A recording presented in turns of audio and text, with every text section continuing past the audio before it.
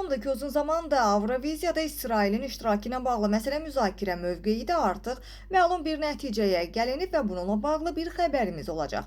Xatırladaq ki, 22 noyabr tarixli Gündəm xəbərinin efirində olaya istinadən bir xəbər diqqətinizə çatdıracaq, belə ki, İsrail Avroviziyada iştirak eləyəcək.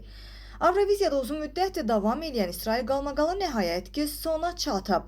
Avropa Yayımları Birliyinin verdiyi məlumata əsasən İsrailin iştirakına dair planlaşdırılan səsvermə prosesi ləğv edilib və ölkənin müsabiqədə tam hüquqlu iştirak edə biləcəyi isə təsdiqlənmiş olub və qeyd eləyək ki, İsrailin iştirakına isə qatılan ölkələr yeni qaydalara inanmasalar yenidən baxılacaq və bundan da əlavə iştirakçı ölkələrin siyasının isə məhz önümüzdəki ay, yəni dekabr ayında məhz həmin iştirakçı ölkələrin siyasının yayımlanması da planlaşdırılır.